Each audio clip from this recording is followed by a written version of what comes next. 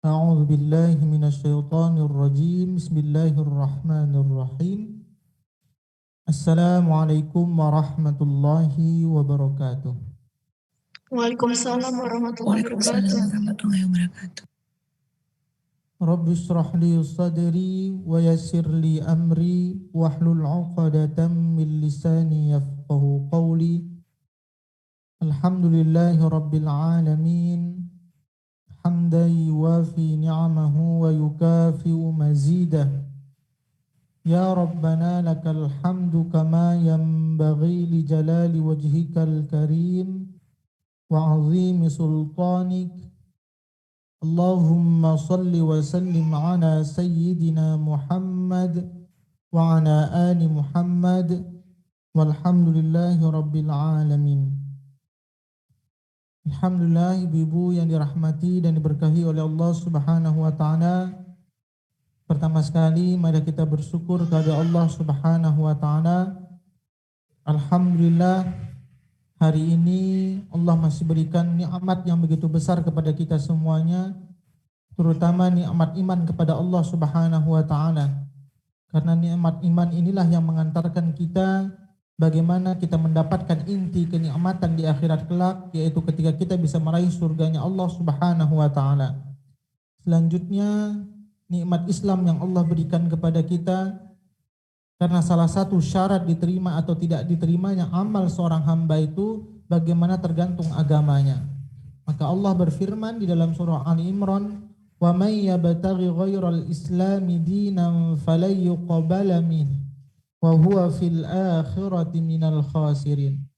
Barang siapa yang mencari agama selain Islam, maka seluruh amal perbuatan yang ia kerjakan itu semua akan sia-sia di hadapan Allah Subhanahu wa taala. Itu nikmat yang harus kita syukuri. Yang kedua adalah nikmat Islam. Yang ketiga, nikmat kesehatan dan kesempatan yang Allah berikan. Karena sesungguhnya kapan seorang itu mendapatkan beban, kapan seorang itu diukur mendapatkan balasan dari Allah Subhanahu wa taala, ada beberapa syarat. Yang pertama, seorang hamba itu tidak akan mengenai azab atau beban dari Allah Subhanahu wa taala ketika seorang hamba itu tidak tahu dan dia tidak mampu untuk tahu. Ada orang yang tidak tahu, kemudian dia tidak ada kemampuan untuk bisa tahu. Dan orang yang seperti itu, maka dia dianggap tidak mendapatkan beban dari Allah Subhanahu wa taala. Tidak dihitung dosa kalau dia tidak sholat, dia dihitung dosa kalau tidak menuntut ilmu, tidak dihitung dosa kalau dia tidak baca Quran. Karena dia tidak tahu, kemudian dia ingin tahu itu tidak mampu. Dan siapa orang yang seperti itu? Ya orang-orang yang tidak diberikan kesehatan akal, atau orang gila kita katakan. Kemudian yang kedua, siapa orang yang tidak diazab oleh Allah Subhanahu wa taala? Ketika orang itu ketika melakukan perbuatan dosa, kemudian dia bertobat kepada Allah Subhanahu wa taala, maka orang yang seperti ini akan dihapuskan azab atau balasan dari Allah Subhanahu wa taala ketika dia melakukan kesalahan. Baru yang ketiga, ini untuk kita semua ibu. Jadi kalau ada orang yang mengatakan, ngapain kita semakin banyak belajar, kan semakin banyak tahunya semakin banyak dosanya. Itu salah besar ucapan seperti itu. Kenapa? Allah itu akan mengazab, Allah itu akan memberikan hukuman kepada orang yang tidak tahu, tapi dia mampu untuk tahu. Nah ini, kalau orang yang sehat, akalnya sehat, pasti dia mampu untuk tahu. Jadi kalau seandainya dia tidak tahu, kemudian dia tidak mau cari tahu, itu masuk golongan yang pertama. Maka kalau kita yang diberikan kesehatan, jadi kalau ada orang tanya ngapain belajar apa semuanya, nanti semakin banyak tahu semakin banyak dosanya, itu kesalahan besar. Dia sudah tidak tahu, kemudian dia tidak mau untuk cari tahu, jadi dosanya 2 kali lipat. Inilah ibu-ibu kenapa kita harus menuntut ilmu, harus menyisihkan sebagian waktu kita untuk mendekatkan kepada Allah Subhanahu wa taala atas wasilah ilmu. Karena salah satu syarat doa yang selalu dibaca Nabi Muhammad SAW, dan itu terletak di dalam Quran, dan ini sudah tidak asing lagi bagi kita. Rabbana atina fid dunya hasanah wa fil akhirati hasanah wa qina adzabannar. Kita selalu minta kepada Allah Subhanahu wa taala agar diberikan kebahagiaan dunia dan akhirat. Para ulama mengatakan banyak sekali menafsirkan apa itu salah satu syarat mendapatkan kebahagiaan dunia dan akhirat. Makna hasanah di situ adalah diberikan kemudahan untuk menuntut ilmu. Tujuannya dan untuk mendekatkan diri kepada Allah Subhanahu wa taala. Karena orang yang hidupnya dibimbing dengan ilmu pengetahuan, maka akan mendapatkan ketenangan ketika menjalani kehidupan. Maka kalau sudah otomatis dia menjalani kehidupan dengan ilmu, maka otomatis akhiratnya juga akan bahagia. Maka akhir dari doa itu waqina adzabannar. Orang yang seperti ini akan dihindarkan dari azab neraka. Inilah yang kita harapkan ibu-ibu. Kenapa kita harus belajar dan menuntut ilmu. Kemudian tak lupa pula kita berselawat kepada junjungan kita Nabi besar Muhammad sallallahu alaihi wasallam. Allahumma salli wa sallim ala sayyidina Muhammad wa ala ali Muhammad. Manusia surga yang Allah turunkan ke muka bumi sebagai pembawa hidayah Allah Subhanahu wa taala, memberikan informasi tentang petunjuk Allah Subhanahu wa taala, dan petunjuk itu sampai ke tangan kita bahkan di depan mata kita. Apa itu? Yaitu Al-Qur'anul Karim. Maka orang yang dekat dengan Al-Qur'an sesungguhnya dia akan selalu dekat dengan hidayah Allah Subhanahu wa taala. Dan orang yang tidak mau dekat dengan Quran, maka sesungguhnya dia akan menjauh dari hidayah Allah Subhanahu wa taala. Alhamdulillah ibu semuanya. Kita ulang sedikit terakhir materi kita di Al-Baqarah 271. Ini sudah kita bahas. Kita ulang sedikit. Ayat ini menggambarkan tentang bagaimana ada orang yang mengeluarkan infak atau sedekah dengan dua cara. Ada orang yang berinfak terkadang dengan terang-terangan. Ada juga orang yang berinfak dengan diam-diam. Apakah tolak ukur ketika kita berinfak terang-terangan itu dikatakan tidak ikhlas? Tidak. Karena ikhlas itu dia tergantung hatinya kepada Allah Subhanahu wa taala. Maka kita ulang sedikit Ibu di Al-Baqarah 271. A'udzu billahi minasyaitonir rajim. Bismillahirrahmanirrahim. In tubadus sadaqati fa ni'ammahi wa in tukhfuha wa tu'tuhal fuqara'a fa huwa khairul lakum wa yukaffiru 'ankum min sayyi'atikum wallahu bima ta'maluna khabir. Jika kamu menampakkan sedekah-sedekahmu. Makna sedekah ini lebih kepada umum, materi atau non materi.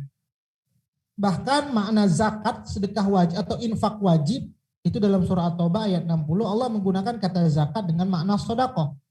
Kemudian kata infak juga dengan sedekah dengan ayat yang sebelumnya kita bahas. Maka makna sedekah ini bisa diartikan kepada infak atau dimaknakan zakat. Maka sedekah ini lebih umum, bahkan materi non materi. Dalam hadis dikatakan senyum itu bagian dari sedekah. Jadi materi non materi. Apa itu makna sedekah atau kita sering ucap sedekah? Makna sedekah ini terambil dari kata sedekah atau sidqun yang bermakna benar, jujur, tulus dalam pemberian. Ada orang mungkin senyum, tapi senyumnya itu tidak benar, tidak jujur, tidak tulus. Maka itu dikatakan tidak sedekah. Ada orang senyum ada maunya, atau orang senyum terpaksa, itu juga tidak dinamakan sedekah. Atau dari segi harta, hartanya itu mendapatkannya tidak benar. Kemudian tidak jujur dalam pemberian, tidak tulus dalam pemberian, ada maksudnya. Maka itu juga tidak dikatakan sedekah. Sesuai dengan secara bahasa makna sedekah itu adalah benar, jujur dan tulus dalam pemberian. Itu makna sedekah. In tubdu shadaqati fa ni'mahi wa in tukhfuha wa tu'tuhal fuqara fa huwa khairul lakum. Dan jika kamu menampakkan sedekahmu maka itu baik. Fa ni'mahi. Jadi para ulama mengatakan makna dalam pemberian secara terang-terangan ini adalah ada beberapa pendapat ulama. Ada yang mengatakan baik zakat maupun infak boleh kita lakukan terang-terangan atau diam-diam. Karena sesungguhnya keikhlasan seseorang itu bukan dari terlihat atau tidak terlihatnya. Tergantung hatinya kepada Allah Subhanahu wa taala untuk mengharapkan ridha Allah Subhanahu wa taala. Tapi sebagian ulama yang lain mengatakan bahwa Yang terbaik ketika kita memberikan sedekah secara terang-terangan itu adalah bagian dari infak wajib. Apa itu infak wajib? Yaitu zakat. Tujuannya apa? Yang pertama menghindarkan dari fitnah. Jadi kalau zakat itu dikatakan para ulama lebih baik terang-terangan. Baik zakat harta, ya zakat harta. Tujuannya menghindarkan dari fitnah omongan orang lain.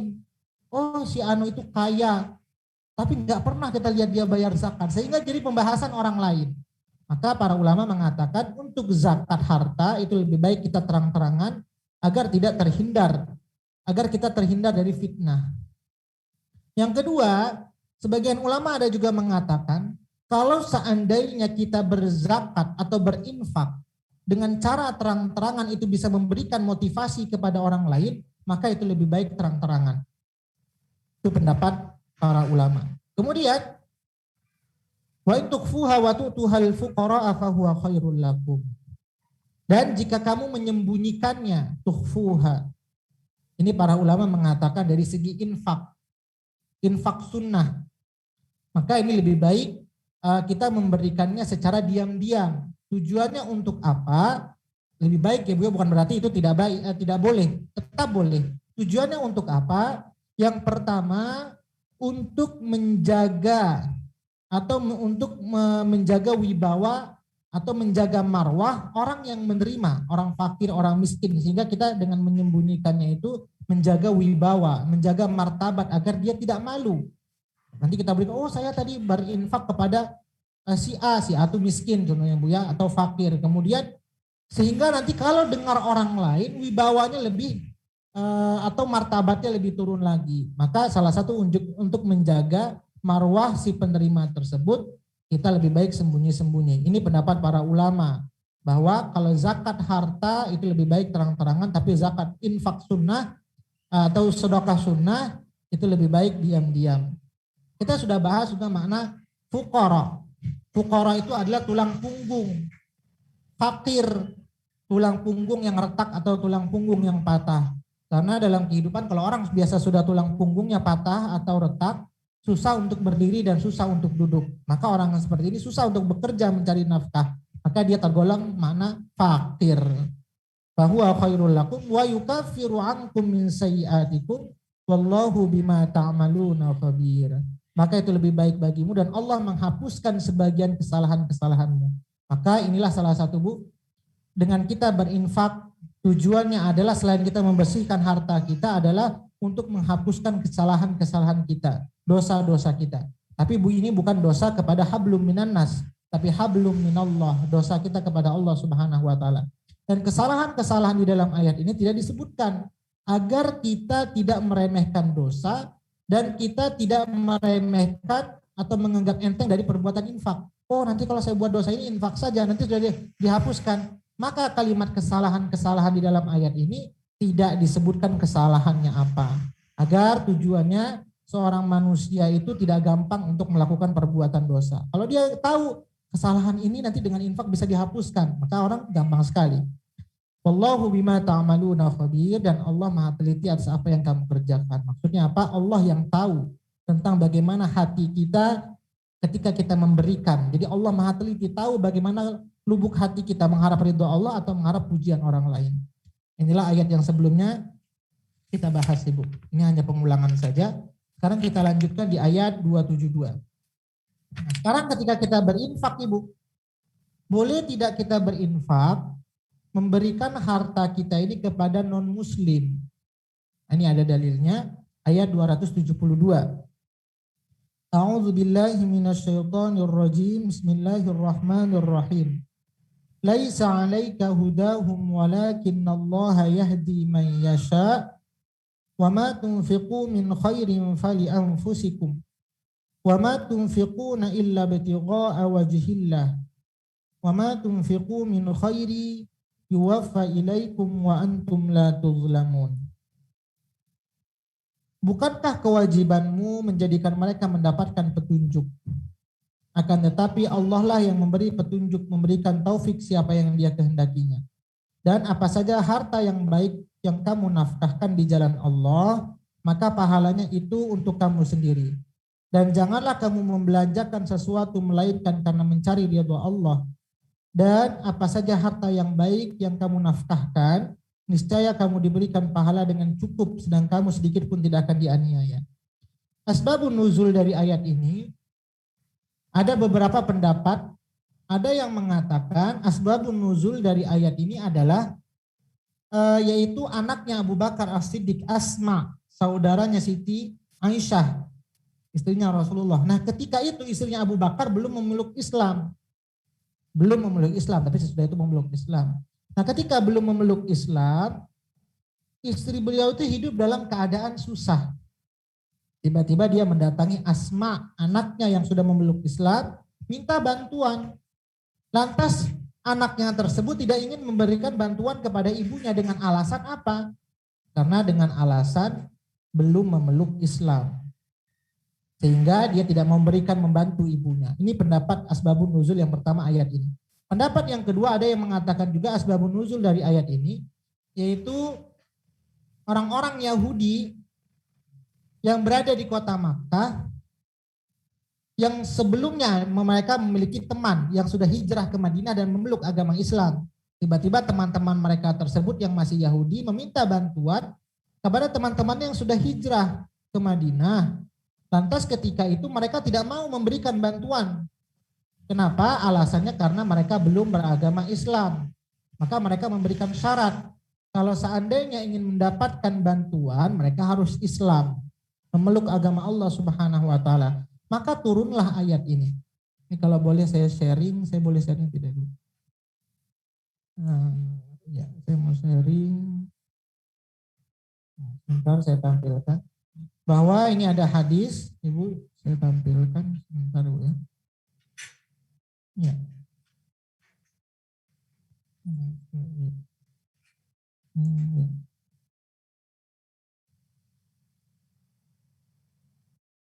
Ya, ini ada hadisnya. Sabda, ada beberapa riwayat menerangkan sebab turun ayat ini, antara lain riwayat Ibnu Hatim dari Ibnu Abbas sebagai berikut. Annan Nabiyya sallallahu alaihi wasallam kana ya'muruna alla natasaddaqa illa ala ahli Islam hatta nazalat alaihi al-ayah, bahwa Rasulullah sallallahu alaihi wasallam dulu menyuruh kita untuk tidak bersedekah kecuali kepada orang Islam saja. Sehingga turunlah ayat ini yang membolehkan kita untuk bersedekah kepada orang yang bukan Islam. Jadi banyak beberapa riwayat yang mengatakan tentang asbabun nuzul ayat ini. Maka Ibu kita bahas ayatnya. Saya tampilkan dari sini saja ayatnya. Ya. Laisa 'alaika hudahum. Bukanlah kewajiban kamu menjadikan mereka mendapat petunjuk. Hudahum ini makna hidayah, artinya petunjuk. Apa itu hidayah? Petunjuk apa yang kita inginkan. Itu pengertian dari hidayah. Kemarin sebelumnya saya contohkan. Contoh saya datang ke rumah Bu Sri. Saya pingin ke Putrajaya. Bu Sri, contoh Bu Sri tanya, Ustaz setelah ini mau kemana? Ke Putrajaya, saya bilang. Tapi saya tidak tahu jalan ke Putrajaya. Kan saya ingin ke Putrajaya. Hidayah itu apa yang kita inginkan. Maka ada beberapa option. Yang pertama, Bu Sri hanya menyampaikan kalau mau ke Putrajaya itu harus lewat jalan ini. Kalau tidak bawa mobil atau bawa LRT ini, naik bus ini, nanti sampai akan di Putrajaya. Itu opsi yang pertama, Bu Sri hanya menyampaikan arahan, informasi tentang jalan menuju ke Putrajaya. Ada opsi yang kedua, oh kalau gitu Ustaz ikut saya saja, kebetulan saya mau ke Putrajaya. Duduk saja di mobil, nanti saya yang nyetir. Kira-kira enak yang mana Ibu? Yang pertama atau yang kedua? Pertama. Yang enak yang mana Ibu? Yang pertama.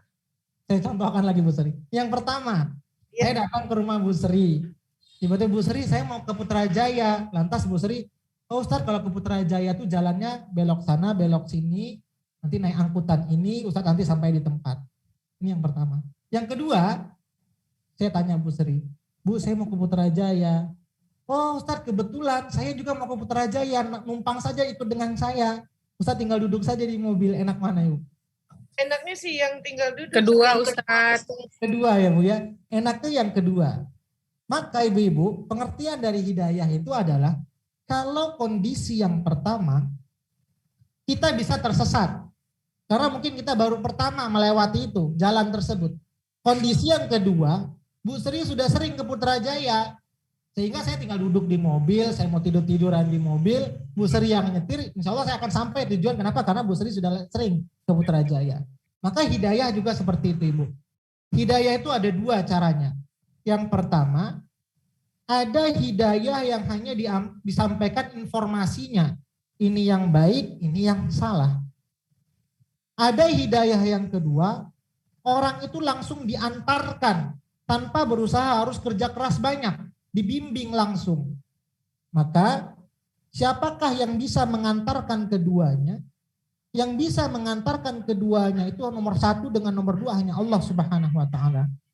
Maka untuk yang pertama itu hanya Rasulullah dan kita juga, Ibu. Maka di sini ayat ini sanggahan kepada Nabi Muhammad. Laisa 'alaika hudahum walakinnallaha yahdi man yasha. Bukankah kewajibanmu menjadikan mereka mendapatkan petunjuk, akan tetapi Allah lah yang memberikan petunjuk, memberikan taufik siapa yang dikehendakinya. Jadi ayat ini teguran kepada Nabi Muhammad bahwa apa? Walaupun orang itu bukan beragama Islam, kamu tetap harus berbuat baik atau berinfak kepadanya. Kenapa? Karena hidayah itu adalah mutlak milik Allah Subhanahu wa Ta'ala. Bahwa kalau Rasul dan Rasul dan kita, Ibu, itu hanya bisa mengantarkan hidayah yang pertama. Contoh, mau ke Putrajaya, tapi kita nggak bisa ngantarkan. Kita hanya bisa memberikan informasi. Jalan ini, naik ini, nanti kamu turun di sini, sambung lagi mobil ini, baru kamu akan sampai ke Putrajaya. Maka Nabi Muhammad juga seperti itu. Nabi Muhammad tidak bisa memberikan hidayah kepada pamannya. Kemudian istri Fir'aun tidak bisa memberikan hidayah kepada Fir'aun. Karena hidayah itu mutlak milik Allah Subhanahu wa Ta'ala. Kita hanya bisa menyampaikan dan mengajaknya saja. Perkara petunjuk itu langsung Allah yang memberikan. Maka inilah, Ibu, jangan jadikan alasan kita tidak mau membantu orang non-muslim karena berbeda agama. Bahwa inilah dalilnya. Boleh kita membantu berinfak kepada non-muslim. Tapi itu juga ada syarat. Bagaimana dengan zakat? Ini para ulama berbeda pendapat juga, Ibu. Kalau infak, kita boleh berinfak kepada non-muslim, tapi dengan syarat. Kalau orang Islamnya sudah dibantu. Ini kan kita sekarang masih banyak orang Islam yang miskin. Kecuali kalau orang Islamnya sudah tidak ada lagi di sekeliling kita. Maka boleh kita membantu orang non-muslim. Nah, para ulama juga berbeda pendapat. Hadisnya tidak ada dalam sini, saya bacakan di dalam kitab tafsir. Hadis riwayat Muslim. Fa'akhbiruhum annallaha farada 'alaihim zakah tu'khadhu min aghniyaihim faturaddu 'ala fuqaraihim. Beritahukan kepada mereka bahwa Allah mewajibkan kepada mereka membayar zakat yang dipungut bagi orang-orang kaya mereka yang muslim. Lalu dibagikan kepada orang-orang fakir yang muslim juga. Maka ada ulama yang mengatakan bahwa kalau zakat itu tidak boleh non-muslim menerimanya. Tapi kalau infak itu boleh non-muslim. Kenapa dibolehkan non-muslim? Karena dalam kehidupan ini pertama ada beberapa hak yang harus kita penuhi, Ibu. Yang pertama, hak sesama muslim. Jadi contohnya di Palestina sekarang mungkin lagi kondisi perang atau kesusahan. Maka hak kita membantu mereka itu adalah hak sesama muslim. Yang kedua, ada hak tetangga. Nah, inilah hak tetangga. Kenapa kita membantu fakir miskin, contoh yang non-muslim? Mungkin tetangga kita non-muslim. Maka tujuan kita membantu itu mereka itu adalah hak kita sesama tetangga, hakul jiron. Kenapa? Karena kalau kita dalam kesusahan atau ada apa-apa dengan kondisi rumah kita, itu yang pertama membantu kita adalah tetangga kita. Bukan orang yang terjauh. Nah, ini masuk hakul jiron, hak sesama tetangga. Lalu hak yang ketiga adalah hak kita dengan Allah Subhanahu wa Ta'ala. Itu apa ya? Hak kita dengan Allah, yaitu menjalankan seluruh perintahnya. Itu hak kita dengan Allah Subhanahu wa Ta'ala. Maka inilah alasannya kenapa kita dibolehkan berinfak kepada non-muslim, itu masuk kategori hakul jiron, hak tetangga. Tapi dengan syarat tadi kalau yang muslim itu sudah dibantu semua. Kemudian bagaimana? Apakah ada pilihan lagi membantu non-muslim? Maka para ulama juga mengatakan untuk kafir harbi. Apa itu kafir harbi? Yaitu kafir yang memusuhi Islam itu diharamkan untuk dibantu. Ini kafir yang bukan memusuhi Islam. Jadi kalau kita memberikan harta kita kepada kafir yang memusuhi Islam, takut-takut harta itu digunakan untuk menghancurkan Islam. Nah, jadi ada syaratnya juga ibu-ibu ya. Kemudian kita lanjutkan ayatnya. Wa ma tunfiqu min khairin fali anfusikum, dan apa saja harta yang kamu yang baik yang kamu nafkahkan di jalan Allah, maka pahalanya itu untuk kamu sendiri. Jadi jangan kita pikir ibu ya ketika kita memberikan itu tidak ada balasannya, semuanya itu kembali kepada kita. Kita melakukan kebaikan kepada orang lain, jangan dikira kita membantu dia. Oh gara-gara kamu, gara-gara saya kamu tuh bisa seperti ini. Kadang kan orang sering mengucapkan seperti itu Bu ya. Padahal tidak. Segala kebaikan yang kita kerjakan itu akan kembali kepada diri kita. Dan segala keburukan yang kita kerjakan sesungguhnya itu kembali juga kepada diri kita. Maka di sini dikatakan, dan apa saja harta yang baik yang kamu nafkahkan di jalan Allah, maka pahalanya itu untuk kamu sendiri. Maka sebenarnya harta yang kita infakkan itu adalah, itu sebenarnya harta kita. Pertemuan yang terakhir saya katakan, sebenarnya harta yang milik kita itu ada 3 kata ulama dikatakan. Yang sebenarnya harta milik kita. Yang di bank itu belum tentu milik kita. Baju itu belum tentu seutuhnya milik kita. Makanan yang ada di rumah itu seutuhnya belum tentu milik kita. Kapan makanan itu sebenarnya seutuhnya milik kita? Ketika makanan itu habis dan menjadi darah daging. Dimakan jadi darah daging. Yang masuk sampai ke tenggorokan belum tentu itu milik kita. Contoh saya makan nasi, tiba-tiba saya muntah di pinggir jalan, tiba-tiba bekas muntah saya itu mungkin dimakan hewan-hewan. Mungkin itu salah satu rezeki dari hewan, tapi menghaluskannya dari mulut saya. Maka itu belum tentu makanan itu milik kita. Tapi makanan yang itu milik kita seutuhnya adalah ketika makanan itu sudah masuk dalam diri kita kemudian menjadi darah daging. Itulah makanan yang seutuhnya milik kita. Kemudian dari segi pakaian, kapan pakaian itu seutuhnya milik kita? Ketika pakaian itu sudah kita pakai dan lapuk di badan kita, itulah pakaian itu seutuhnya milik kita. Jadi mungkin orang banyak beli baju, tiba-tiba mungkin wafat, akhirnya bajunya disedekahkan, sehingga itu belum tentu seutuhnya milik dia. Atau milik anak-anaknya mungkin baju yang sudah dibeli. Tas, baju, sepatu, semuanya. Milik ahli waris. Kemudian kapan sebenarnya harta itu milik kita? Kalau dari segi harta, ketika harta itu kita infakkan ke orang lain, itulah sebenarnya harta yang kita miliki. Jadi kalau ditanya bisa nggak kita membawa harta kita? Bisa. Dulu sering saya umpamakan, kalau ibu-ibu pergi ke luar negeri, belanja oleh-olehnya banyak, sehingga bagasinya tidak bisa cukup untuk membawanya. Masuk ke kabin juga tidak bisa.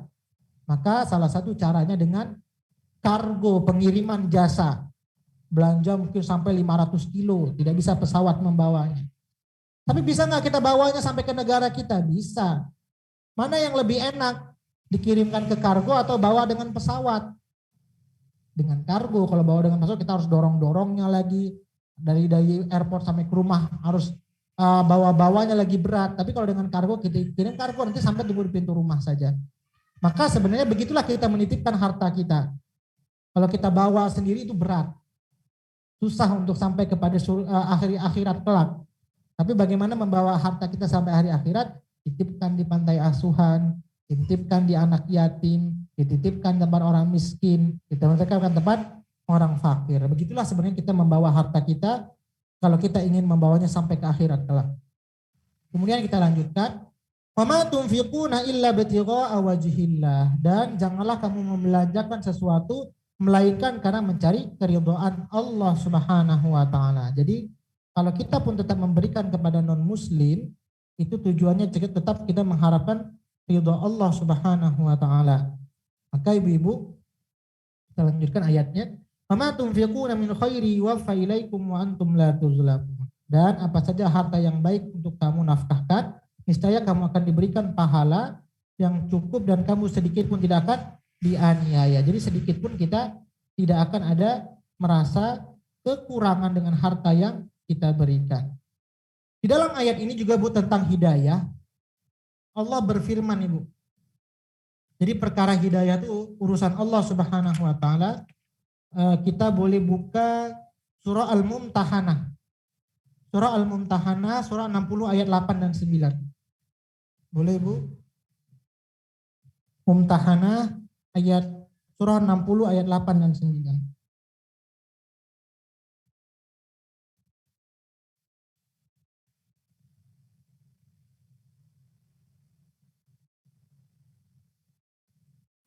Boleh dibuka Bu, Mumtahanah. Boleh di-share di taman, atau siapa mau baca Bu surah 60 ayat 8 dan 9. Siapa mau baca Ibu? Saya boleh nggak? Ya boleh Bu Sri. Allah tidak melarang kamu berbuat baik dan berlaku adil terhadap orang-orang yang tidak memerangimu dalam urusan agama dan tidak mengusir kamu dari kampung halamanmu. Sesungguhnya Allah mencintai orang-orang yang berlaku adil. Ya ayat 9-nya Ibu.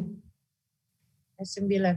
Sesungguhnya Allah hanya melarang kamu menjadikan mereka sebagai kawanmu, orang-orang yang memerangi kamu dalam urusan agama dan mengusir kamu dari kampung halamanmu, dan membantu orang lain untuk mengusirmu.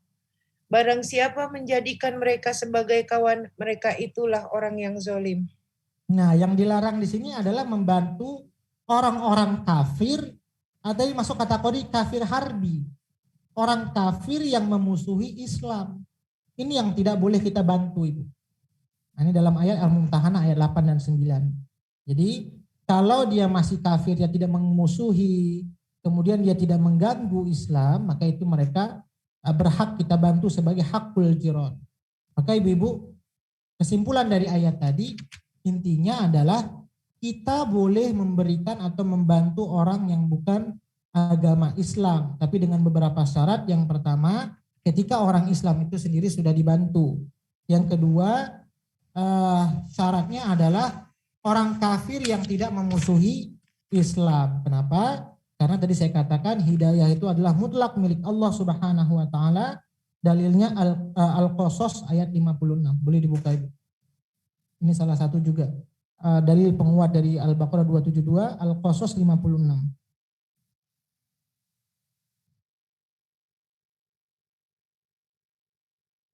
Ya. Siapa boleh mau baca Ibu?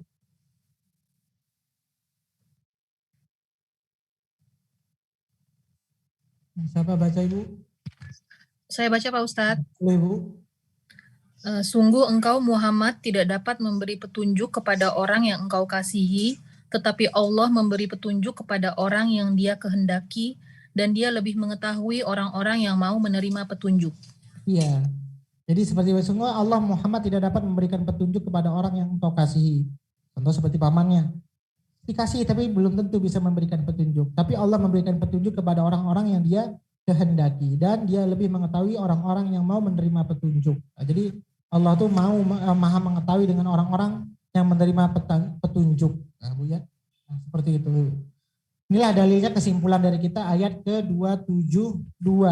Jadi boleh dengan syarat zakat tidak boleh. Ingat Ibu ya. Zakat tetap orang muslim, tapi infak itu dibolehkan. Kita masuk Al-Baqarah 273.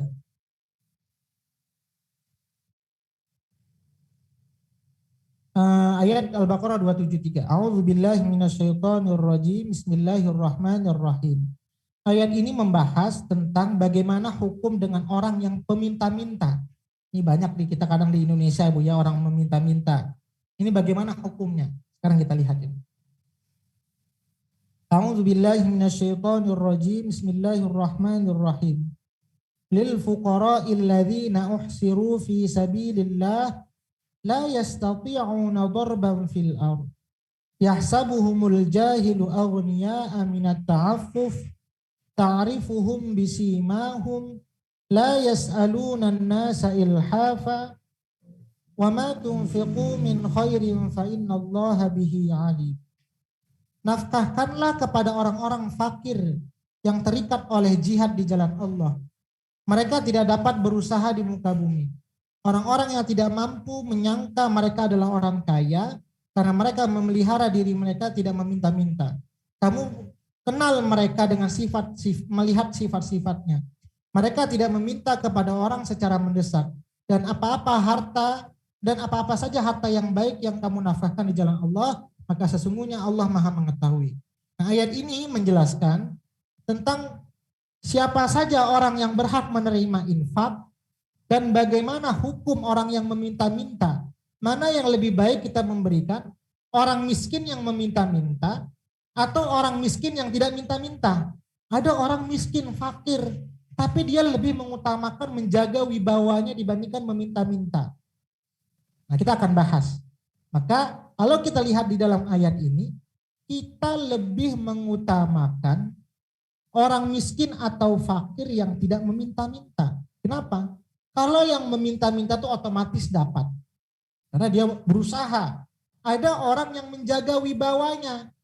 Miskin, fakir, tapi dia menjaga wibawanya, tidak mau meminta-minta. Tapi nampak ciri-cirinya dia ini orang miskin. Maka kita lebih baik memberikan kepada mereka. Kenapa? Karena Allah lebih mengutamakan orang yang tidak bisa meminta, tapi dia lebih mengutamakan menjaga wibawanya. Maka kita bahas dari ayat ini, Bu. Lil fuqara'il ladzina uhsiru fi sabilillahi la yastati'una darban fil ardh. Berinfaklah kepada orang-orang fakir yang terikat oleh jihad di jalan Allah. Kita kata-kata fakir ini kita sudah bahas yang tadi sebelumnya. Siapa yang harus kita bantu, Ibu? Yang pertama fakir ini kemarin dari segi bahasa katakan orang tulang punggung yang patah. Maka dari segi bahasa ya Bu ya, ini kita kaitkan dengan makna fakir secara istilahnya.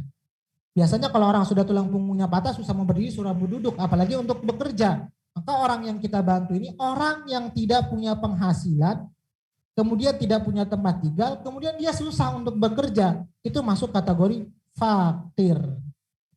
Nah, kalau boleh saya share makna, saya mau share juga Ibu. Boleh gantian Ibu? Ya, saya coba share. Iya. Ayat ciri-ciri hal ihwal orang-orang yang lebih berhak menerima sedekah. Ini kata-kata lil fuqara'il ladzina usiru fi sabilillah.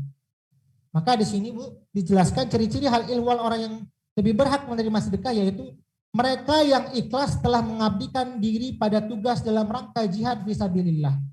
Apa ini jihad fisabilillah? Orang-orang yang sibuk berjuang untuk agama Allah tapi tidak sempat untuk bekerja, sehingga mereka tidak mempunyai kesempatan untuk melakukan pekerjaan lain sebagai sumber rezeki. Misalnya kaum muhajirin yang pada permulaan Islam adalah orang yang termasuk fakir miskin karena telah meninggalkan harta benda mereka di Mekah untuk dapat berhijrah ke Madinah demi mempertahankan dan mengembangkan agama Islam. Mereka sering bertempur di medan perang, menangkis kezaliman orang-orang kafir sehingga tidak punya waktu luang untuk mencari nafkah. Maka orang yang seperti ini berhak untuk menerima infak. Ini Bu ya. Kemudian yang kedua, fakir miskin yang tidak mampu berusaha. Jadi fakir dan miskin, baik dengan berdagang maupun dengan pekerjaan lain, sehingga mereka susah, lemah, atau sudah lanjut usia atau karena sebab-sebab lain. Jadi fakir miskin yang mereka itu sudah tidak mampu lagi untuk berusaha. Kenapa? Karena Allah itu menyuruh orang berislam itu berusaha ya Bu ya. Sesusah apapun kita diperintahkan untuk berusaha agar kita tidak masuk dalam kemiskinan. Kemudian fakir miskin yang dikira orang lain sebagai orang berkecukupan. Nah ini tadi Ibu. Yahsabuhumul jahilu aghniya aminat ta'affuf ta'rifuhum bisimahum. Yaitu orang-orang yang tidak tahu menyangka mereka itu orang kaya karena melihat diri dari meminta-minta. Kamu kenal mereka dengan melihat sifat-sifatnya. Jadi mereka orang menyangka orang ini orang berkecukupan, padahal dia tidak berkecukupan. Kenapa? Karena dia lebih menjaga martabatnya, tidak meminta-minta. Maka orang yang seperti ini lebih utamakan kita beri dibandingkan orang yang meminta-minta. Mereka yang bertugas untuk menghafal Quran. Nah, ini para penghafal Quran. Ini juga berhak kita bantu. Mempelajari ajaran agama serta memelihara sunnah Nabi dengan cara hidup sederhana. Karena mungkin mereka sibuk, orang-orang penghafal Quran, sibuk juga mereka untuk bagaimana memelihara kemuliaan Quran, maka orang seperti ini juga berhak dibantu. Karena pahala amal jariahnya luar biasa. Semakin banyak ayat yang mereka baca, maka pahalanya akan mengalirkan kepada orang yang membantunya. Contoh orang yang menyekolahkan untuk menghafal Quran, ini masuk boleh menerima harta infak. Fakir miskin dapat diketahui dari beberapa tanda-tanda yang tampak pada diri mereka. Mereka sama sekali tidak mau meminta-minta, atau kalau mereka meminta tidak dengan mendesak dan memaksa. Dalam hubungan ini Rasulullah bersabda, nah ini Bu ya, yang demikian orang-orang miskin bukanlah orang-orang yang keliling untuk meminta-minta. Jadi orang miskin itu bukan orang-orang yang keliling untuk meminta-minta. Kenapa? Karena dulu pernah dapat kita kabar ya Bu ya, orang-orang yang minta-minta di jalan rupanya dia punya mobil 3, punya rumah yang besar. Kita nggak tahu.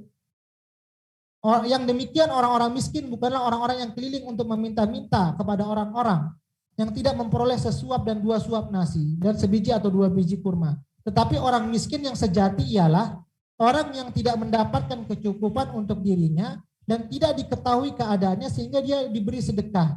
Ini juga tidak pergi untuk meminta-minta kepada orang-orang. Inilah orang miskin. Jadi kita tidak tahu bagaimana kondisi di jalan dengan orang-orang meminta. Tetap mungkin kalau kita berikan secukupnya saja. Tapi yang lebih baik utama kita bantu adalah orang miskin yang tidak meminta-minta. Kenapa? Ini di dalilnya juga lagi Bu. Di dalam agama Islam, mengemis atau meminta-minta hukumnya haram. Tapi ada kecuali. Kenapa? Nah, nanti Bu ya, karena Islam itu anjurannya ada dalilnya nanti di sini. Islam itu mengajarkan kepada orang umatnya untuk berusaha. Jadi dilarang untuk mempertahankan meminta-minta saja. Di dalam Islam, nah di sini Bu ya, mengemis atau meminta-minta hukumnya haram kecuali dalam keadaan darurat. Ini hadisnya, kita bacakan terjemahannya saja. Dari Qabilah dan bin al-Mukhariq, dia berkata, saya mempunyai tanggungan untuk umat. Jadi yang pertama, orang yang boleh meminta-minta itu adalah orang yang memiliki tanggungan terhadap umat. Contohnya pesantren. Kemudian pesantren ini gratis. Sehingga pimpinan pesantrennya itu nggak mampu untuk membiayainya. Maka boleh dia meminta bantuan.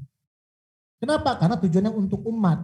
Atau pantai jompo atau apapun yang dia pimpinan kiainya mungkin itu tidak sanggup untuk membantu secara keseluruhan. Mungkin punya 700 santri atau 100 santri. Nggak kuat untuk membantu semuanya. Maka diperbolehkan untuk meminta bantuan. Saya mempunyai tanggungan untuk umat. Kemudian saya mengharap Rasulullah untuk meminta dana dari beliau untuk membayarkan tanggungan itu. Beliau menjawab, tunggulah nanti apabila datang dana zakat. Maka bolehkan. Saya akan perintahkan agar kamu diberi dari dana itu. Jadi boleh. Orang yang meminta-minta kalau tujuannya untuk umat. Dia tidak sanggup untuk membebani sendiri untuk menutupi keperluan dengan semua orang tersebut. Maka boleh. Nabi kemudian berkata, hai Qabilah, meminta-minta itu tidak halal kecuali bagi salah satu dari 3 orang. Yang pertama, orang yang mempunyai tanggungan untuk umat. Nah ini Bu ya. Ia halal meminta-minta sampai dapat melunasi tanggungannya. Atau tadi seorang pesantren. Kemudian dia punya terhutang karena selama ini mungkin untuk biaya bangunan, untuk membiayai kehidupan santri-santri. Maka yang seperti ini boleh dia menerima infak. Atau kalau santrinya miskin-miskin, boleh santri-santrinya juga menerima zakat. Kemudian dia berhenti, tidak meminta-minta lagi, kalau memang sudah tercukupi. Kemudian yang kedua, siapa lagi yang dibolehkan meminta-minta? Orang yang ditimpa bencana yang menghancurkan hartanya. Ia boleh meminta-minta sampai dapat menegakkan kehidupannya. Mungkin orang yang kebakaran, semuanya habis. Maka orang seperti ini boleh dia meminta-minta, mungkin dari segi pakaian, makanan, nanti mungkin sampai dia dapat tempat tinggal yang layak, baru setelah cukup dia berhenti. Tidak boleh lagi meminta-minta. Kemudian yang ketiga, siapa yang boleh meminta-minta? Yang ketiga adalah orang yang ditimpa kefakiran. Orang fakir. Sampai ada 3 orang yang berakal berkata bahwa orang itu benar-benar ditimpa fakiran. Jadi harus ada saksi, contoh kita memberikan di kampung. Bahwa orang-orang kampung itu mengatakan, oh benar dia tuh orang miskin. Jadi benar orang tetangga itu mengatakan kalau kita di jalan kan nggak tahu ya Bu ya, yang di lampu merah atau orang-orang yang di jalan. Karena kita nggak tahu bagaimana kehidupannya. Mungkin di kampungnya rumahnya besar, sawahnya banyak, ladangnya banyak. Tapi kalau kita mendatangi, maka itu Bu, kalau kita berinfak harus tahu benar-benar siapa yang kita berikan. Sehingga harus ada saksi yang mengatakan, di sini dikatakan 3 orang yang berakal, orang yang sehat mengatakan bahwa dia itu orang miskin atau orang fakir. Maka dia halal meminta-minta dapat menegakkan kehidupannya. Meminta-minta di luar itu bila adalah perbuatan haram yang dinamakan atau pelakunya dengan cara haram juga. Maka itu Bu ya. Jadi dalam hal infak, yaitu zakat dan sedekah, perlu ditegaskan di sini hal-hal sebagai berikut. Ini kesimpulan Bu. Agama Islam telah menganjurkan kepada orang-orang yang berharta agar mereka bersedekah kepada fakir miskin. Apabila bersedekah hendaklah diberikan barang yang baik. Nah, itu yang sebelumnya Bu ya. Kita memberikan harta yang baik, jangan sampai kita memberikan kita saja nggak suka, maka kita berikan ke orang. Kita saja terkadang jijik melihatnya tidak suka, memalingkan pandangan. Maka di situ juga anjuran ketika memberikan harta, tetap harta yang layak dan baik. Berupa makanan, pakaian, dan sebagainya. Dan tidak boleh disertai dengan kata-kata yang menyakitkan hati. Ini kita sudah bahas ayatnya. Artinya fakir miskin itu harus diperlakukan sebaik mungkin. Yang kedua, anjuran berinfak bukan berarti bahwa Islam memperbanyak fakir miskin. Nah, jadi juga memperbanyak fakir miskin dengan memberikan dorongan kepada mereka untuk mengemis dan selalu mengharapkan sedekah orang-orang sebagai sumber rezeki mereka. Sebab walaupun di situ pihak agama Islam diwajibkan zakat dan menganjurkan sedekah kepada orang-orang kaya untuk fakir miskin, namun di pihak lain, ini yang harus kita garis bawahi, kepada orang-orang kaya atau fakir miskin, namun di lain pihak Islam menganjurkan kepada fakir miskin untuk berusaha melepaskan diri dari kemiskinan. Nah, jadi kita Bu, walaupun orang ada miskin, fakir, tapi Islam menganjurkan kepada orang-orang yang fakir dan miskin bagaimana mereka harus lepas dari kepada kefakiran dan kemiskinan. Bukan terus bertahan dengan fakir dan miskin. Sehingga hidup mereka tidak tergantung kepada sedekah dan pemberian orang lain. Dalam hubungan ini terdapat ayat-ayat Quran dan hadis Rasulullah yang menganjurkan untuk giat bekerja. Ini dalilnya dalam surah Ar-Ra'd. Innallaha la yughayyiru ma biqaumin hatta yughayyiru ma bi anfusihim. Sesungguhnya Allah tidak akan mengubah keadaan suatu kaum sebelum mereka mengubah keadaan diri mereka sendiri. Jadi orang Islam itu walaupun fakir dan miskin, mereka harus dianjurkan untuk merubah hidup mereka agar tidak terus dalam kehidupan meminta-minta, sehingga sifat malas dan lalai serta memuji orang-orang yang dapat mencari rezeki dengan usaha dan jerih payah mereka sendiri. Jadi ya Bu ya, intinya di dalam ayat ini, di kesimpulannya, mana yang bagus kita memberikan harta kita kepada orang fakir miskin yang meminta-minta atau tidak, yaitu kepada fakir miskin yang tidak meminta-minta. Nah, ini yang harus kita berikan itu. Maka kesimpulannya kita sudah dapatkan bahwa kalau memberikan bantuan orang yang sibuk berjuang di jalan Allah, kemudian dia tidak sempat untuk mencari nafkah, atau orang fakir miskin yang betul-betul memiliki saksi dari orang-orang terdekatnya dia miskin, kemudian orang yang berjuang untuk agama Allah, kemudian orang yang ditimpa bencana, contoh kebakaran, atau orang yang punya tanggung jawab untuk umat, itu yang boleh kita berikan.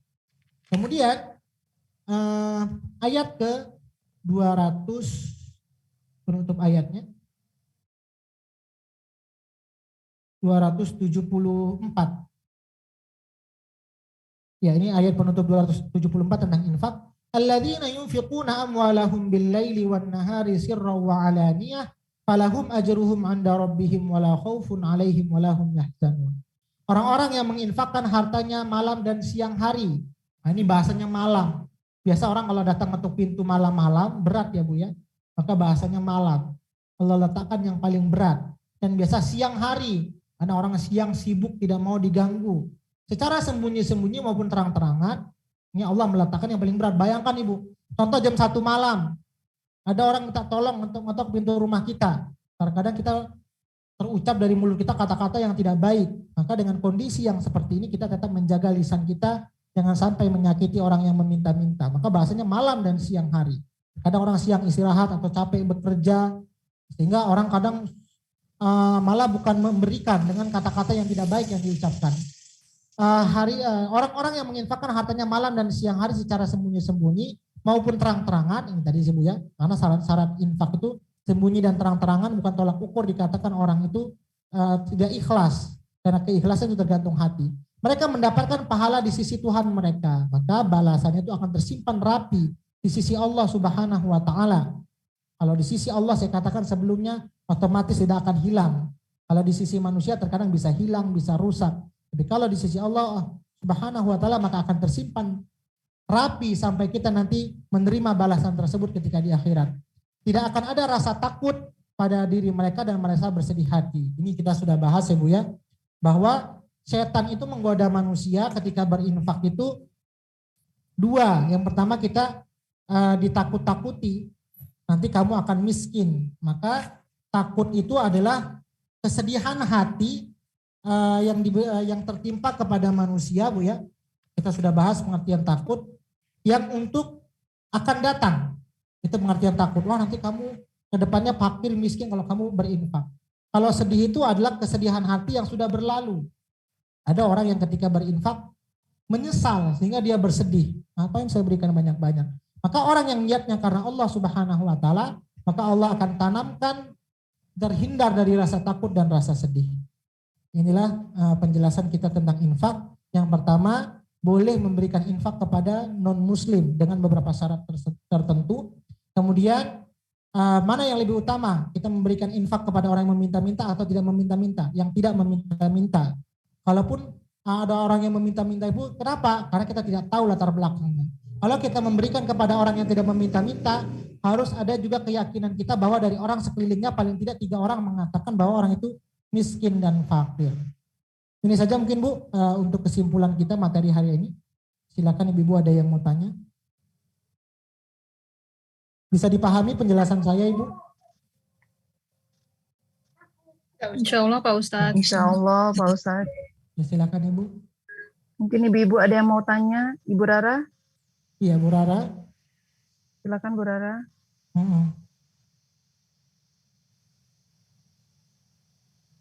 Bu Rara belum dibuka ya mic-nya. Pak Ustadz, Iya Bu. bisa boleh dengar Pak Ustadz? Ya jelas Ibu.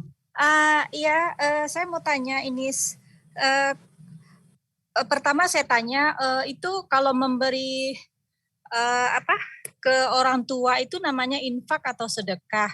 Nah, ini saya ada pernah baca tulisan bahwasanya kalau anak lelaki ada kewajiban memberi uang belanja atau apa istilahnya. Ya, benar Ibu. Sama orang tua, ya. Iya, sama orang tua gitu.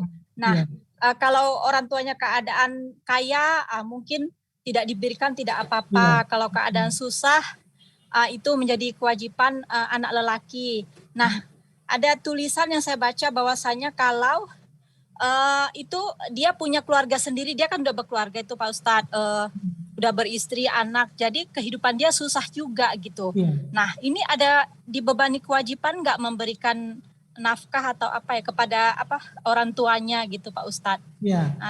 Itu bagaimana Pak Ustadz? Terima kasih. Yang pertama untuk infak itu yang pertama urutannya adalah kedua orang tua.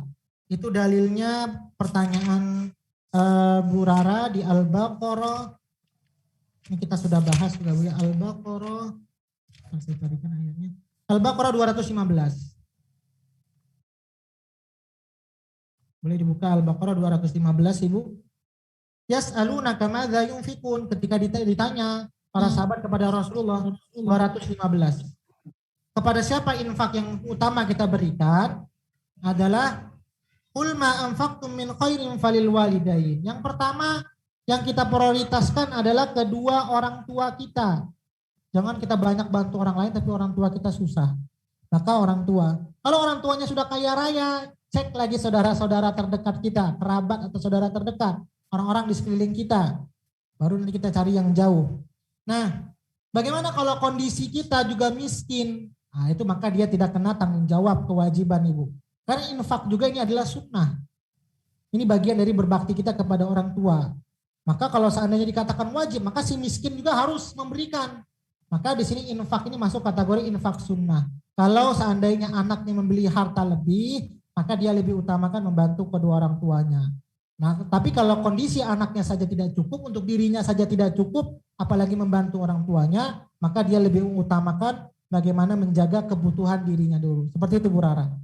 Tapi kalau ditanya, ada tidak dalilnya yang mengatakan bahwa seorang anak laki-laki atau anak itu memberikan bantuan kepada orang tua berupa infak? Itulah dalilnya Al-Baqarah 215. Seperti itu Bu Rara. Halo Bu Rara.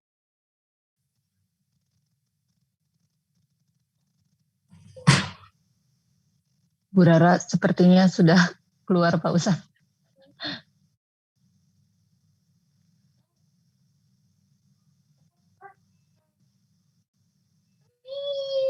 Suara Pak Ustadz nggak Pak kedengeran ya? Ustadz suaranya termute Pak Ustadz.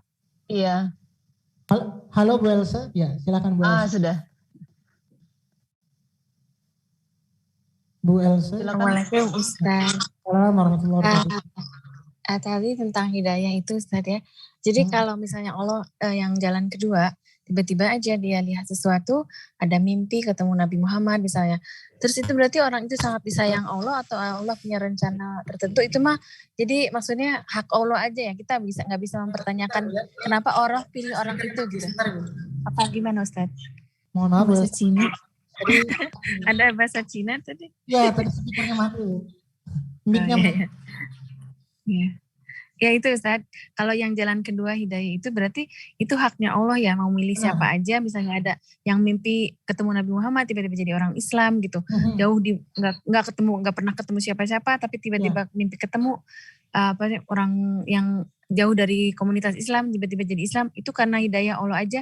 Dan apakah Allah pilih orang itu suka-suka Allah gitu, maksudnya kita nggak usah mempertanyakan kok Allah pilih dia sih, kita nggak dapat gitu, kita harus jalan satu yang susah payah cari ilmu gitu.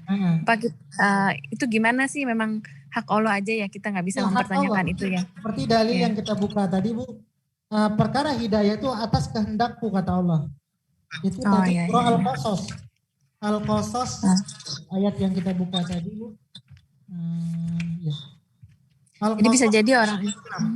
Jadi Allah itu memberikan petunjuk atas siapa yang dia kehendaki.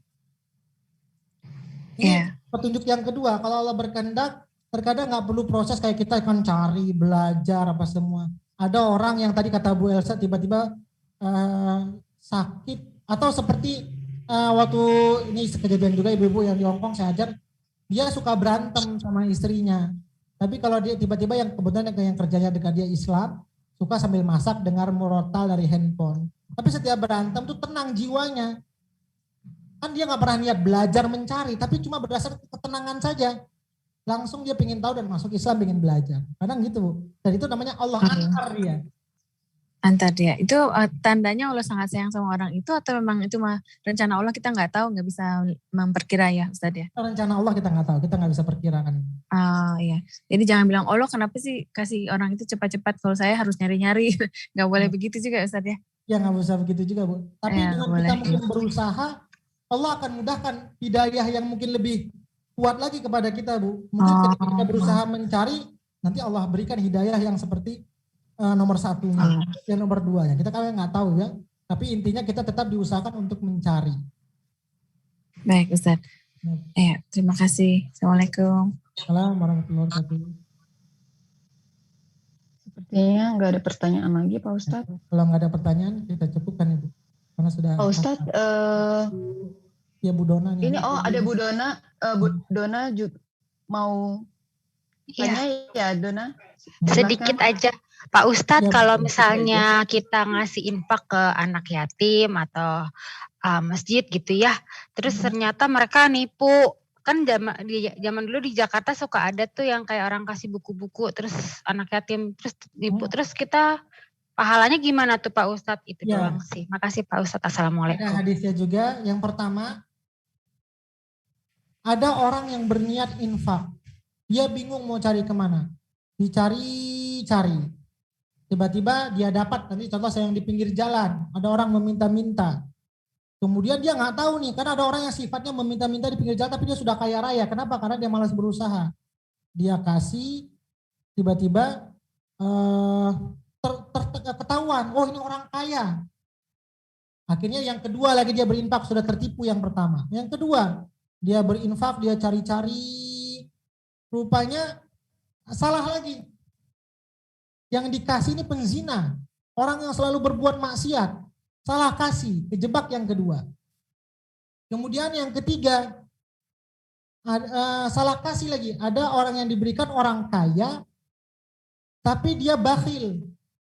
Salah kasih lagi terberi kepada orang kaya. Yang pertama orang meminta-minta, yang kedua orang meminta-minta, yang kedua tadi orang pelaku maksiat, hartanya digunakan buat maksiat, yang ketiga orang yang kaya malas memberi.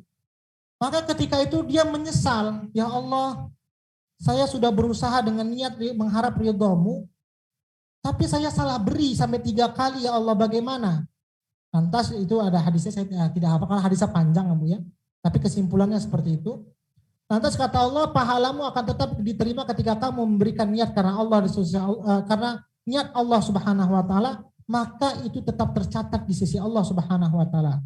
Maka kata Allah, kalau seandainya kamu niatnya lurus karena Allah Subhanahu wa taala dan kamu memberikan harta itu dengan harta yang halal, maka yang pertama, kalau seandainya harta itu diberikan kepada orang-orang yang miskin, kemudian orang-orang kaya yang pura-pura miskin, maka di sini dikatakan mudah-mudahan setelah dengan pemberian ini Allah akan hentikan, kita kan memberikan harta yang baik ini, Bu ya, akan menjadi darah daging. Mudah-mudahan dengan harta yang halal kita berikan menggerakkan dia, karena kita bisa bergerak ini kan karena ada darah ya, Bu ya. Kalau darah nggak mengalir kita nggak bisa bergerak, tidak bisa hidup. Maka mudah-mudahan makanan yang dia belikan menjadi makanan itu membuat dia sadar apa yang ia kerjakan itu salah. Sehingga dia tidak mau meminta-minta lagi. Yang kedua, kalau seandainya kita berikan kepada orang yang berbuat maksiat, mudah-mudahan dengan harta yang halal kita berikan menjadi darah daging ia makan, mudah-mudahan harta itu menjadikan dia tidak berbuat maksiat lagi. Itu yang kedua. Yang ketiga, kita doakan. Kalau memang kita salah beri, Ibu ya, jadi jangan sampai menyesal. Itu juga tidak boleh. Dengan kita menyesal seperti itu menghilangkan ridho kita kepada Allah Subhanahu wa taala. Terberi kepada orang kaya yang malas berinfak.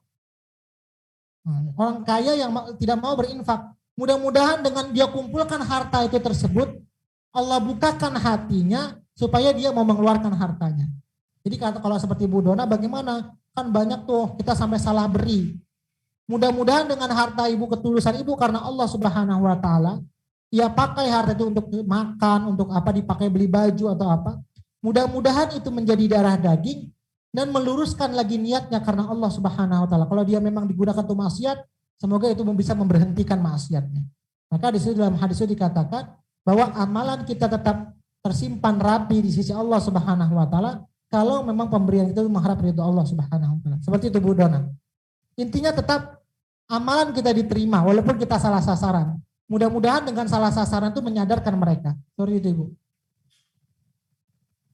Tapi kalau sudah tahu, jangan berikan lagi Bu. Kenapa? Berikanlah harta yang terbaik tadi kepada orang yang tidak meminta-minta. Itu yang dianjurkan dalam ayat ini. Seperti itu Bu. Iya Bu Sri. Ustaz, saya cuma mau tanya, kalau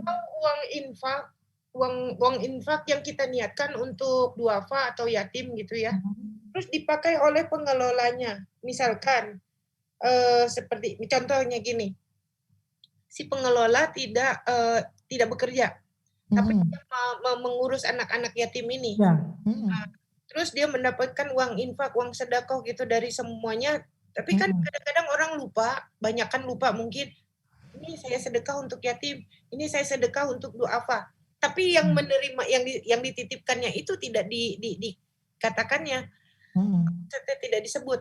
Boleh kita pakai untuk pribadi, misalkan untuk membeli keperluan pribadi lah gitu, boleh.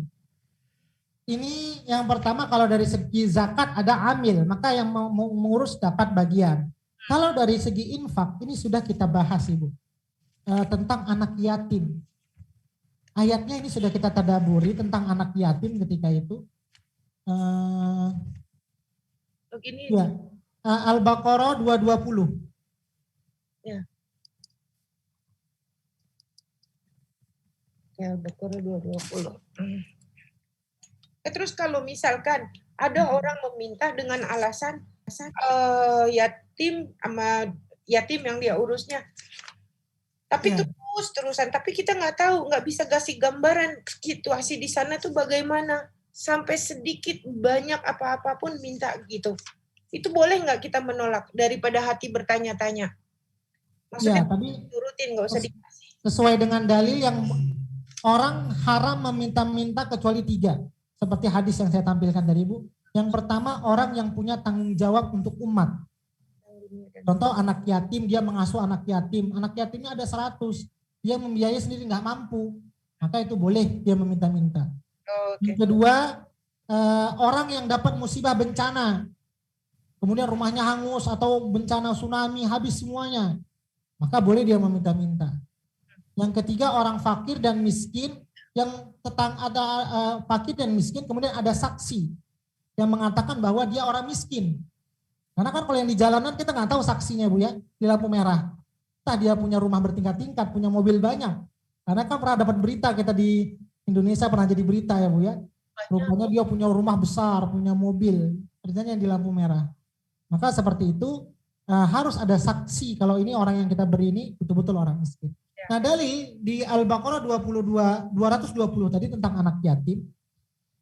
Ini asbabun nuzulnya adalah ketika pada masa Rasulullah ada orang yang memelihara anak yatim. Kemudian hidupnya terlalu ribet Ibu. Hidupnya terlalu ribetnya bagaimana yang mengurusnya tersebut? Mau masak, dia masak dulu untuk dirinya. Kemudian dia masak lagi untuk anak yatim. Kemudian gitu terus. Sehingga apa alasannya? Karena takut tercampur, termakan hak anak yatim. Maka dalam ayat ini dikatakan kul islahul lahum khair. Wa in tukhalituhum fa ikhwanukum. Anak yatim itu adalah saudara bagian kamu. Kalau seandainya engkau makan, namanya saudara ya sudah islah, namanya juga saudara saya sudah bahasnya islah. Sudah ikhlas sama ikhlas. Saya dapat contoh nih, si A memanage anak yatim. Kemudian dia ada uangnya sedikit. Atau kemudian dia masaknya digabungkan. Kadang kan Ibu ya, contoh nih Ibu Sri buat pengajian di rumah. Patungan, contoh kan ada orang yang biasa pengajian patungan ya untuk biaya makan. Supaya tidak dibebankan berat kepada tuan rumah. Patungan 5 ringgit. Patungan 5 ringgit ya Bu ya. Dibelikan es cendol, dibelikan nasi uduk, dibelikan kue. Yang hadir ada 20 orang. Kira-kira sama tidak makannya semua Bu? Ukuran nasi yang dimakan. Ada yang mungkin mau pingin diet makannya sedikit. Ada yang mungkin orangnya suka makan makannya banyak. Ada mungkin karena di rumah sudah makan cuma minumnya saja. Berarti kan haknya nggak sama Bu ya. Padahal uangnya patungannya sama. Benar Bu Sri?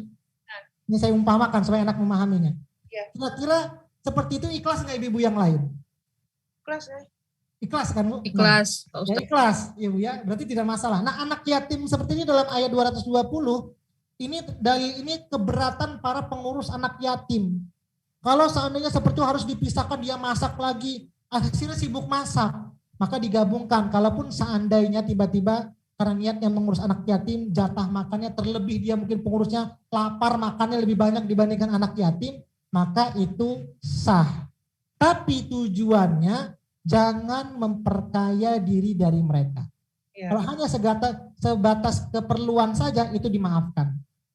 Iya. Seperti itu Bu. Maka di sini bahasanya wal ya'fu wal yasfahu. Kalau seandainya ada termakan sedikit saja maka itu dimaafkan. Tapi kalau sudah tujuannya untuk memperkaya itu sudah dibolehkan. Seperti itu. Perasaan saya juga udah tanya ini. Ya, ini kita sudah tadabbur ayat ini Bu. Iya, saya juga udah tanya terus baru ingat tadi kalau pas Ustadz kasih contoh. Oh iya. Iya.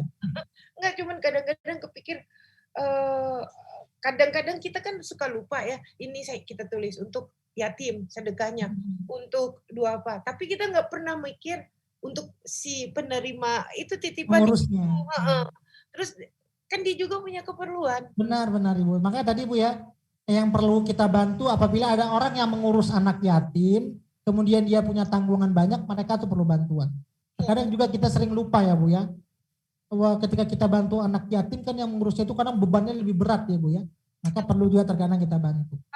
Kadang-kadang kita kasih itu aja, lupa ngomong, oh iya dia juga perlu dibantu. Mungkin kalau kita ucapkan, ini untuk bapak atau untuk ibu, dia bebas kan, senang nerima duitnya. Tapi kalau terima duit titipan itu kan berat. Yang untuk walaupun anak-anak itu masih kecil gitu. Iya. Tapi sebaiknya memang kita sampaikan, karena kan orang yang mungkin bersih hatinya segan dia memakannya karena nggak ada ucapan. Tapi kalau melihat dari dalil yang seperti mengurus anak yatim, walaupun mereka memakan sedikit karena memang mereka menjaga anak yatim, makan itu diperbolehkan. Karena tadi ikhwanukum, bahasanya mereka tuh sudah menjadikan saudara. Ya baik Ustaz, terima kasih. Ya. Tapi memang supaya lebih leganya si pengurusnya itu lebih baik ibu ucapkan. Ini boleh juga sebagian ada dari bapak, mungkin boleh makan bareng-bareng seperti itu. Ya, mending begitu. Jadi orang itu lega kan. Iya benar-benar ibu. Juga. Itu maksudnya. Ya, terima kasih Ustaz. Ya Bu. Pembahasannya. Ada lagi Bu? Baik Pak Ustadz, ini kayaknya udah pada nggak ada, udah banyak yang live juga. Ya, ini Pak Ustadz ada titipan pesan dari Bu Usi, katanya udah WA Bapak, tapi belum ada. Saya belum lihat handphone. Ya, boleh didoakan siapa yang sakit ini Bu?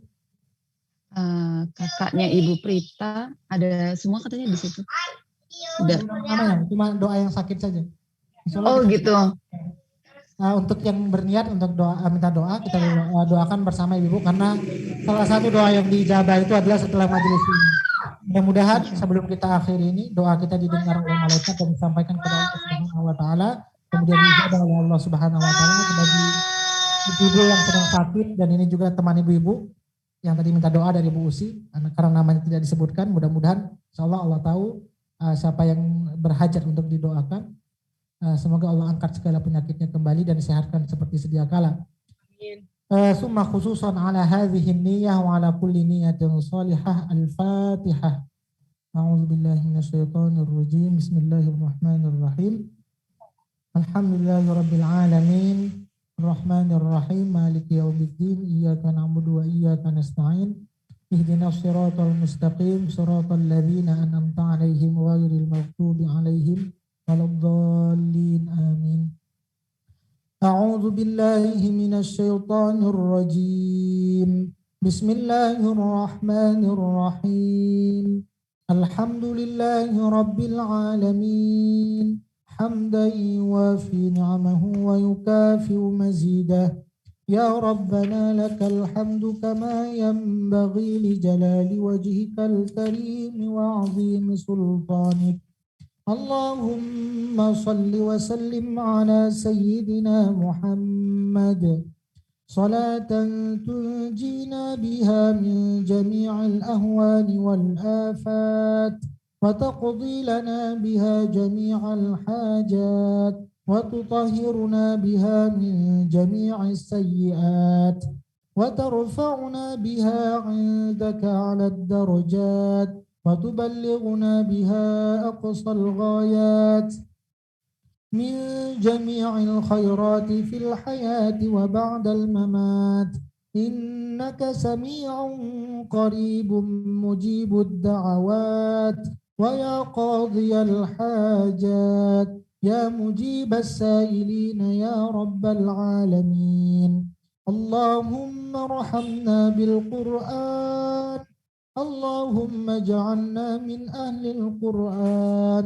اللهم نور قلوبنا بالقرآن وزين أخلاقنا بالقرآن وادخلنا الجنة بالقرآن ونجنا من النار بالقرآن ربنا آتنا في الدنيا حسنة وفي الآخرة حسنة وقنا عذاب النار وصلى الله على سيدنا محمد وعلى آله وصحبه وسلم سبحان ربك رب العزة عما يصفون وسلام على المرسلين والحمد لله رب العالمين. Alhamdulillah ibu semuanya, ini saja yang dapat saya sampaikan, lebih kurangnya mohon maaf. Mudah-mudahan ibu yang sedang sakit tadi keluarganya diangkat penyakitnya oleh Allah Subhanahu wa taala, dan esok kita lanjutkan tadaburnya di ayat 275 tentang riba. Ini saja mungkin yang dapat saya sampaikan, lebih kurangnya mohon maaf. Assalamualaikum warahmatullahi wabarakatuh.